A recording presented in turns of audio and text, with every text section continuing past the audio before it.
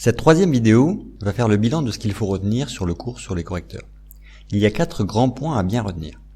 Tout d'abord, il faut connaître le rôle de chaque correcteur et dans quel cas il est utilisé. C'est ce qui a été développé dans la première vidéo, de façon qualitative. Il faut ensuite savoir dimensionner un correcteur proportionnel de façon autonome et en visant un cahier des charges donné. C'est ce qui a été fait dans la seconde vidéo. Il faut aussi retenir qu'un correcteur proportionnel intégral doit être placé à basse fréquence. En général, un ordre de grandeur d'une décade pour le point de cassure du correcteur PI par rapport au point où on mesure les phases est un bon ordre de grandeur, même si c'est déjà un peu grand. Et il faut aussi savoir dimensionner un correcteur proportionnel dérivé à partir d'un énoncé qui guide relativement bien la démarche par plusieurs questions. Si on développe un tout petit peu le correcteur proportionnel, la démarche classique de dimensionnement du correcteur est relativement simple. Il faut bien remarquer que le correcteur ne fait que translater les gains verticalement. Donc pour satisfaire une marge de phase donnée, il suffit tout d'abord de déterminer la pulsation pour laquelle la marge de phase est satisfaite. Et pour cela, on consulte le diagramme de Bode des phases. Une fois qu'on a fixé cette pulsation qui conviendrait pour la marge de phase, on va calculer la valeur de Kp, translater la courbe des gains de façon à ce qu'elle croise l'axe 0 dB à cette même pulsation. Pour le correcteur à avance de phase, il faut retenir qu'il permet d'apporter dans une gamme de fréquences, dans une bande de fréquences, un surplus de phase. Donc le diagramme de Bode du correcteur seul est assez explicite. Ici, il a été tracé pour un Kp qui vaut 1. Et on apporte donc de la phase dans une gamme de fréquences. Et donc pour le dimensionnement du correcteur, il faut déterminer les 3 constantes, alpha, tau et Kp. Et pour cela, eh bien, on va dimensionner le alpha de façon à ce que le phi m soit satisfait. Alors pour cela, on a des petites formules qui vont bien. On montre assez facilement par l'étude du correcteur que tangente phi m est égale à alpha moins 1 sur 2 racines de alpha. Mais cette relation est en général moins présente qu'une deuxième relation bien plus utile, le sinus de phi m qui est égal à alpha moins 1 sur alpha plus 1. Alors cette deuxième relation est bien pratique car elle s'inverse très facilement. Vous pourrez essayer de faire le calcul par vous-même, ça prend quelques minutes ou quelques dizaines de secondes, et on retrouve très facilement que alpha peut s'exprimer en fonction de la phase phi m sous la forme 1 plus sinus phi m sur 1 moins sinus phi m.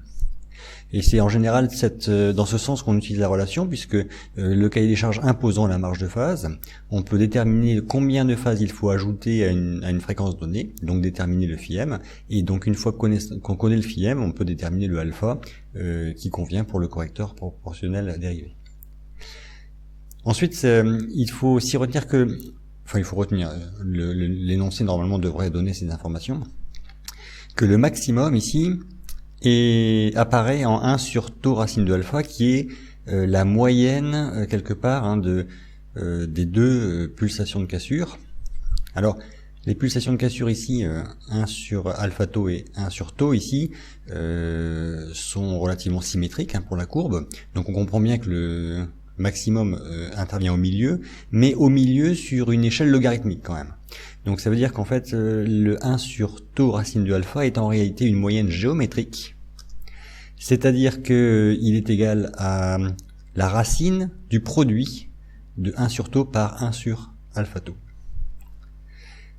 Donc là aussi, une fois qu'on connaît le alpha, eh bien on peut, en ayant la fréquence à laquelle on veut faire apparaître le maximum de phase, déterminer la constante tau du correcteur. Donc si on reprend la démarche classique de dimensionnement du correcteur proportionnel dérivé, dans un premier temps, on fixe la pulsation oméga 0 dB de coupure de la FTBO, qui sera la pulsation à laquelle on va mesurer la marge de phase. Donc c'est bien sûr la pulsation après correction et non pas la pulsation 0 dB avant correction. Alors comment fixer arbitrairement au départ cette pulsation à 0 dB de la FTBO corrigée? On s'appuie en général sur la rapidité exigée au cahier des charges. Et on a une relation approchée, mais qui marche relativement bien pour des FTBO qui sont pas trop résonantes, qui est de oméga 0 qui vaut environ 3 sur le temps de réponse à 5%. Et donc, connaissant les exigences en termes de rapidité, on peut retrouver le oméga 0, donc la bande passante à 0 dB qui est adaptée pour la FTBO. Ensuite, on va mesurer à cette pulsation oméga 0 dB visée le supplément de phase φm qu'il faudra apporter pour satisfaire la marge de phase du cahier des charges. Et une fois qu'on connaît le φm, on peut déterminer, comme on l'a vu juste à l'instant, le alpha et le taux qui permettent d'assurer le bon surplus de marge de phase à la bonne fréquence. Et on termine en ajustant Kp qui translate la courbe des gains verticalement de façon à ce que le gain coupe l'axe 0 dB en oméga 0 dB.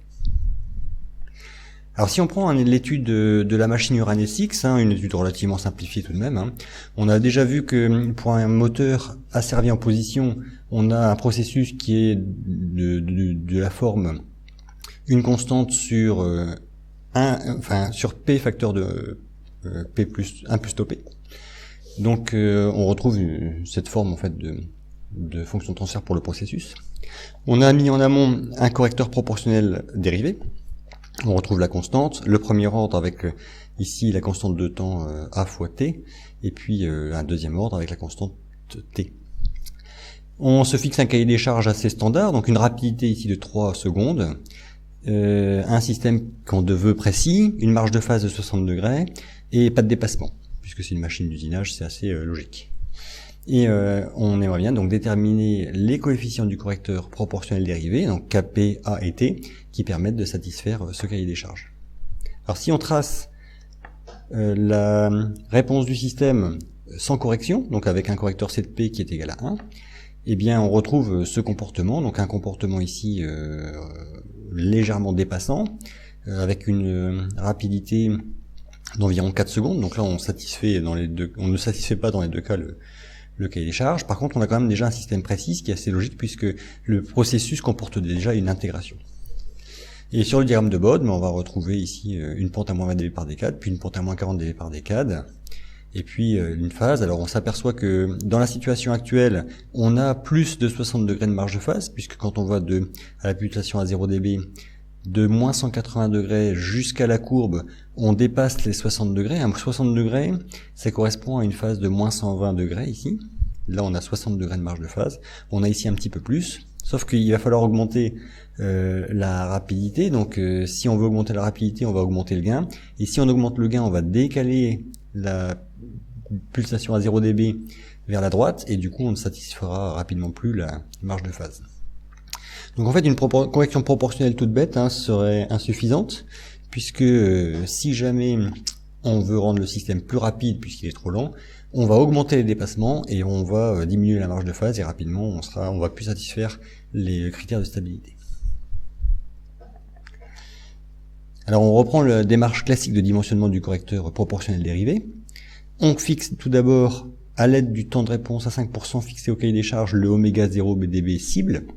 Alors ici, on a demandé au cahier des charges un temps de réponse à 5% de 3 secondes. Donc si on reprend la petite formule approchée qui était proposée, on retrouve une pulsation à 0 dB visée de 1 radian par seconde. Donc c'est le 10 exposant 0 qu'on retrouve sur l'axe des abscisses. Donc on aimerait bien en fait mesurer la marge de phase à cet endroit-là. Actuellement, la marge de phase n'est pas suffisante. On voit que en 10 exposant 0, là, on retrouve 20, 40, 45 degrés à peu près de marge de phase alors qu'on veut 60 degrés.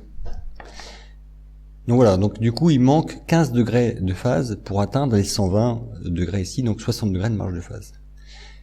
Donc le correcteur va devoir apporter 15 degrés ici de phase à cette pulsation de 1 radian par seconde. Donc on va dimensionner le correcteur pour ça. On calcule d'abord alpha qui permet d'assurer l'augmentation de 15 degrés au maximum à ce niveau-là. Donc par la formule, alpha est égal à 1 plus sinus phi m sur 1 moins sinus phi m. On trouve 1,7 pour le coefficient alpha. Et une fois qu'on a alpha, il faut que ce maximum de phase soit apporté à 1 radian par seconde. Et pour cela, on impose du coup 1 sur tau racine de alpha, qui est la pulsation du maximum, à oméga 0 dB, donc 1 radian par seconde. Et ça nous impose tau qui vaut 0,77 secondes. Donc on a déjà déterminé deux des coefficients du correcteur proportionnel dérivé. Il reste plus que le Kp. Donc voilà, alors après le premier réglage de alpha et tau, et pour un Kp qui vaut encore 1, on est passé de la courbe noire, donc le système non corrigé, à la courbe bleue, système corrigé avec pour l'instant un Kp qui vaut encore 1. Donc on voit bien l'augmentation de la phase sur toute la bande de fréquence au voisinage de 10 exposant 0, avec un maximum d'augmentation de la phase ici qui vaut 15 degrés, et on passe pile à moins 120 degrés, donc on respecte exactement les 60 degrés de marge de phase. Pour les gains, alors on n'a pas modifié le gain à basse fréquence, par contre il a été légèrement augmenté à haute fréquence, et pour le moment, bien sûr, la marge de phase ne se mesure pas encore en 10 exposant 0, il va falloir pour ça régler le correcteur Kp. Donc si on règle le Kp, bien on retrouve la courbe bleue après correction complète, et on a bien la marge de phase qui se mesure en 10 exposant 0. Donc là on a fait le dimensionnement des 3 coefficients Kp, alpha et tau du correcteur proportionnel dérivé. Alors on peut tracer la courbe des temporels. Alors si on traçait avec les réglages précédents la courbe temporelle, il y aurait un léger dépassement.